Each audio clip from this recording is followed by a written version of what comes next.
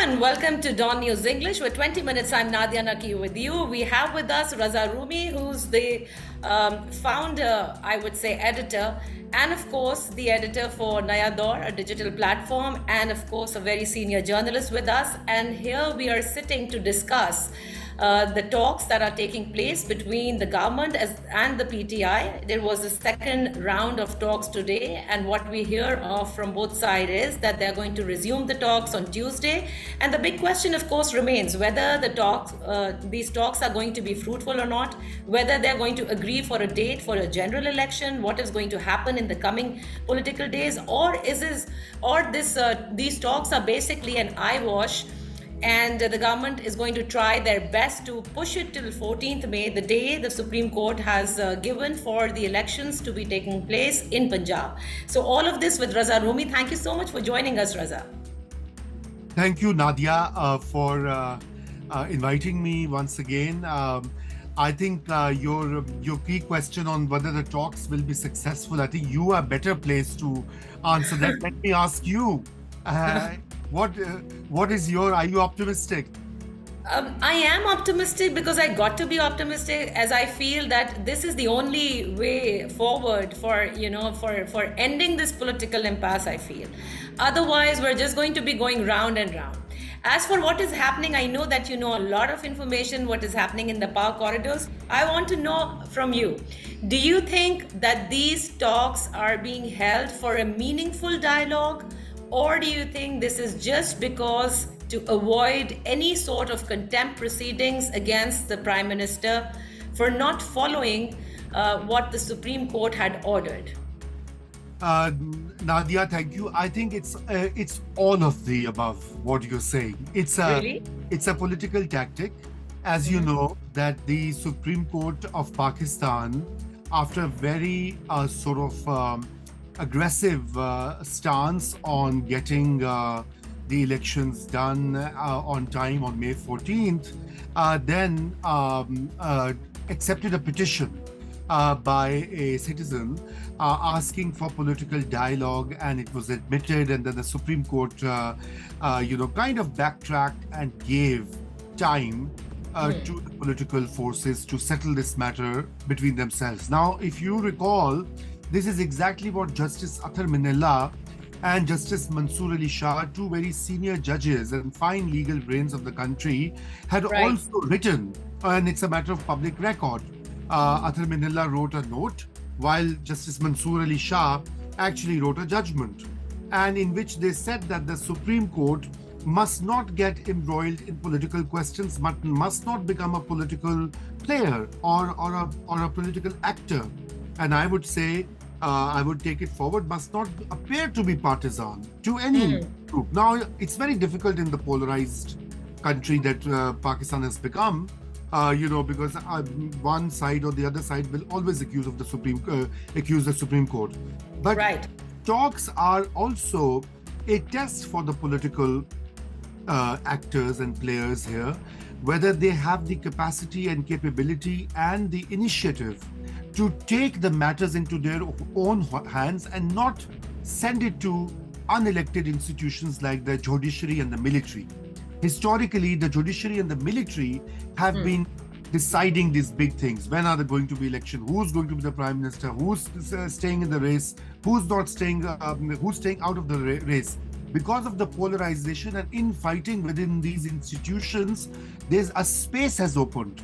And I see these talks as a reminder, as a testament to that space that has opened up inadvertently. I don't think anyone planned for it, Imran Khan or the PDM parties, but this is how it has happened, because we have a split judiciary and we have a split establishment. But I also feel, Raza, over here, let me just add, I feel that the political parties have been thrown into these dialogues. They would have not done it. I mean, They had all the time to do it, but they weren't doing it.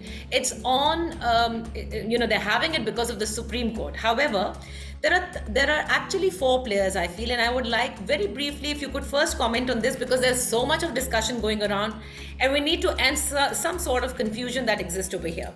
A, do you feel that these talks that Shehbaz Sharif is holding, because we know that Maulana Fazlur Rahman is anti-political dialogue with PTI, have they been pushed by the establishment, which of course says that they are apolitical? Yes, I think the establishment is behind this new development.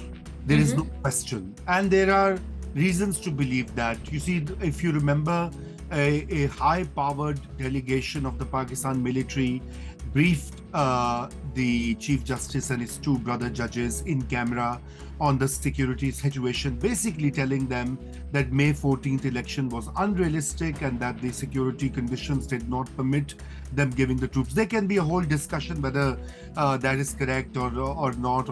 So I think, and you saw that there was a change of attitude, or at least that's what appears by the Chief Justice as well.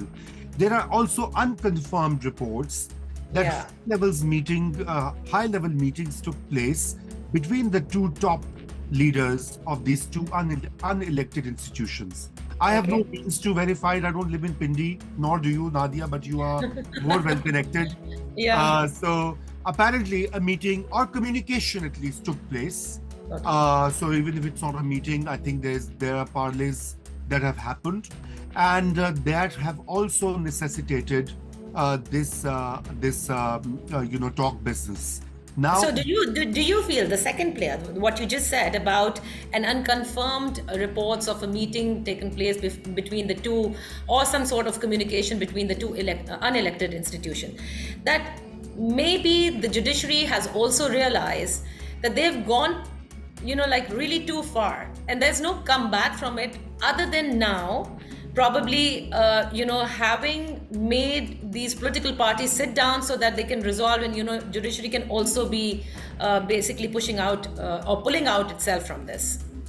I really can't say, Nadia, that the judiciary has realized anything. What I think they have realized is, it's very clear now, they have realized that there are limits to their power. So limits to their power, that they have given a decision, a verdict with the parliament, which the parliament has thrown out. And of course, there can be a discussion that it sets a very wrong precedent. So it means that Supreme Court now, whatever orders it gives, are not going to be implemented that easily, And because at the end of the day, who implements the orders? The executive authorities. And the executive authorities at the moment are pitted against the Supreme Court, the government of the day. And some people say even the establishment is not keen on May 14th election, or even early election for that matter. And some people say not even elections in October, but that's a separate story. So the Supreme Court has realized its limits. At the same time, the military has realized its limits. Earlier, General Wahid Kakar could take his stick and go to Nawaz Sharif and Ishaq Khan and say, sit down and be good boys, and there'll be new election.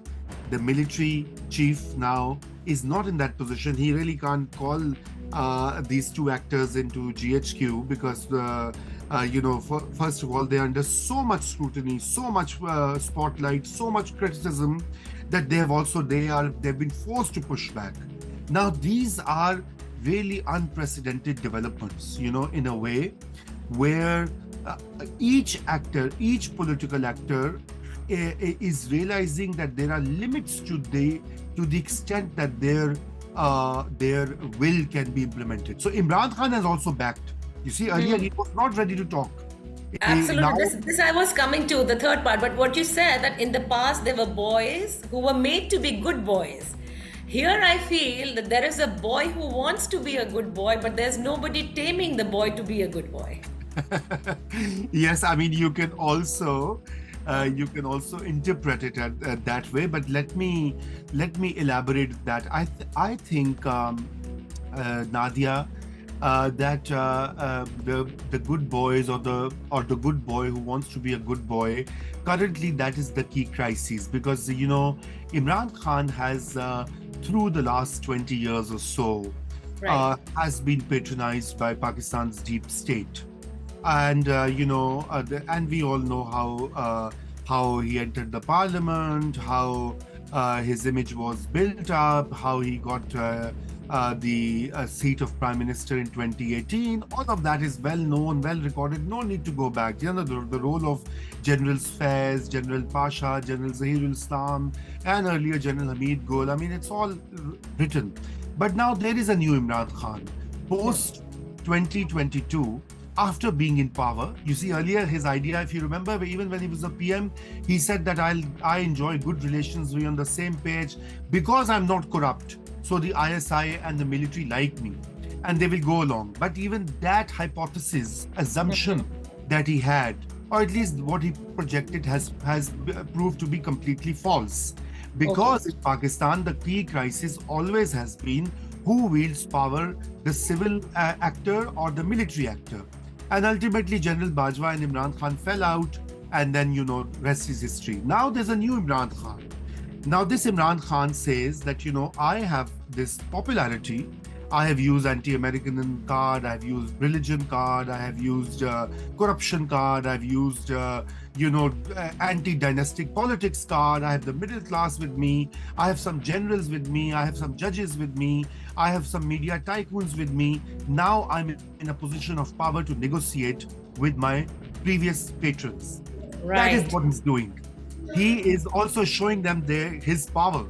You see, by defying the arrest warrants, by saying that, I'm not going to compromise. And his supporters are, I mean, if you look at social media, his supporters are saying that Imran is going to fix the army chief, he's going to fix the judges, he's going to fix the politicians, all of that. Now, what is that? That is the demonstration of your power.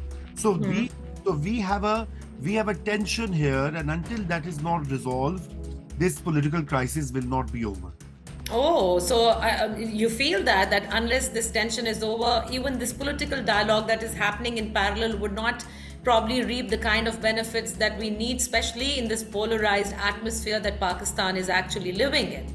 But Raza, do you not feel there are so many views now? There's a view that says that Imran Khan, it's a defeat for PTI and its chief, that they're now sitting for negotiations, because they give examples like all the long marches that Imran Khan did, the Jail Bharo Tehreek, all of it has basically literally, how you say that it has fallen on deaf ears.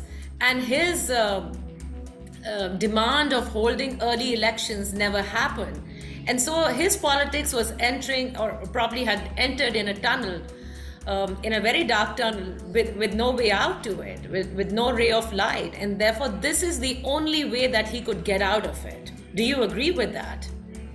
So, Nadia, I think, in part, it is correct that Imran Khan's high horse, he thought that the Supreme Court will come to his rescue, because the military was not, the military top command was not, giving into his demands. So the judiciary did. The three-member bench did exactly what he wanted. They rewrote the constitutional article of 63A about, who's a parliamentary leader and who's a party head, and then, got the change in the Punjab possible, and then Imran Khan dissolved the Punjab Assembly, and then he went to the Supreme Court and said, get early elections so that, the Punjab election. Now, you can even see that even the Supreme Court has been brutally damaged in this process. First of all, the divisions became clear. Other judges thought that the Supreme Court was, going out of line and its constitutional boundaries. But also, the executive and the parliament stood up and said, we are not going to implement this decision. So in a way, it has been a defeat and success for all parties here. The biggest loser, I would say, in this whole process has been the establishment, because its historic role as the most powerful institution that can do anything under the sun has that particular impression has also been affected. So Imran has gained popularity. There is no question. He is now, if you hold the election, his party will do well. I can't say he'll sweep or whatever. Those But are yes, he has a massive following. We must all he agree. has a massive following and he might win the election. Okay, likely to win the election as a single largest party if you hold the elections tomorrow. The PMLN has come from out in the dead of the boonies, and it has come back to power. It holds the federal government. There is talk of bringing Nawaz back into the country. Mariam is doing her politicking. You remember under Bajwa Faiz duo, Mariam was made to keep quiet for days and days and weeks, and then she was given the permission to speak, and then again. So they could not even do political mobilization. The PPP has gained a lot. Bilawal is the foreign minister. He is being tipped as the future, prime minister. Prime minister, yeah. And in this tug of war, the PPP is gaining ground. The judiciary has also lost some face, but in the current standoff, it has emerged as an arbiter because of the, probably the position that it has taken, the maximum position it has taken. Yes. But you see, that is also linked to the fact that earlier it was the military establishment telling the judiciary in Pakistan's history what to do, whether to hang Bhutto or not, whether to restore Nawaz's government in 90s or dismiss Benazir's government or disqualify this PM or disqualify Nawaz for life. Now it is not getting those orders because the signals are mixed. So the judges have a free hand, right? So in a way, their power has also kind of increased, although they are now under their internal contradictions and internal problems. They are really pressurized. The net loser in this crisis has been Pakistan's establishment, and it needs to reflect as to why it has happened. In a way, it is not a bad thing. As a Democrat, I think that they need to stay in barracks. They have no role in political affairs, and let the politicians do their job. But having said that, neutrality is not going to be achieved overnight in 1 year or 2 years. It's a 70-year long process. So the current process, the coming back to the talks, if these talks succeed, it will be a good omen for democracy, honestly. But what you hear of Imran Khan, when he had appeared in the Islamabad High Court today, he just said that I have instructed Shah Mahmood Qureshi. That's how it was reported in the media, that he had instructed Shah Mahmood Qureshi that if the government is ready to dissolve, the National Assembly as well as the other two provincial assemblies immediately and hold elections, that's how the talks will happen, or else there won't be there's no use of those talks. However, what we hear right now, and through sources, that the second round of talks, I think September is the month that has been proposed by the government, or probably a month where both of the sides can go back to their leaders, discuss, and come back. Yes. So you see, the dates are key here. The dates are important because, as you know, Justice Bandial retires in early September, I think around the 13th, if I'm not mistaken, and Justice Qazi Faiz Isa takes over. Now, obviously, the government, the PDM parties have already established, or at least that's what they think, that Justice Bandial is not a non-partisan Chief Justice. That's their view. That's not my view. So let me clarify it for contempt of court charges. So it is what they've been saying. So they obviously want a change of guard at the top. The second thing is that it also allows the incumbent army chief to stabilize his control over the military a little more, because he is new. It has only been 4 or 5 months since he took over. He took over at the end of November, and it's been 5 months. And usually the army chiefs need 6 months to a year to have the complete control and command of the institution. It's a very big institution. Let's not forget, it's not a monolith. There are top commanders, there's rank and file, there are veterans, there are other formation commanders. So by after 6 months is usually the time when the army chief, whoever it's Musharraf or Kiani or Bajwa, so he also needs that time, right? But isn't this so unfortunate that our politics is around when the incumbent army chief can gain that kind of control over, his institution, what kind of a chief justice is going to be taking over. I mean, are we going to continue like this forever? Unfortunately, I mean, I when I say all of this, I don't mean that that is what I believe in, Nadia, because it is very unfortunate, as you rightly say, and really I don't know when this is going to change, because I don't see any, because even now you can see, when the journalists apparently met Mr. Khan in Lahore, and Right. he said the same thing. He said that he's willing to talk to the army chief, but the army is not talking to him. I mean, that's the impression he gave. And then some journalists said, okay, we will play the role. Oh my Now, God. yes, we will play the role of being the bridge between you and the army as an institution. So that is the unfortunate side of our politics. But from a real politic perspective, because our politics is about the politics of the elites. It is their musical chairs, when everybody after 3-4 years wants to push out people and sit on that chair, as we used to do on our birthday parties, if you remember. They keep Yeah. it in Islamabad. So at the moment, that is the current deadlock that is there, that the military at some point will initiate dialogue with Imran Khan. That is the only way out, and in which basically the military would have to assure him and others that they are neutral players. At the moment, Imran Khan's fear, as I'm told, is that the military, he has actually said it in a rally, that his name has been crossed by the establishment. He said it in a public rally. Now, obviously, so that's why we are repeating it.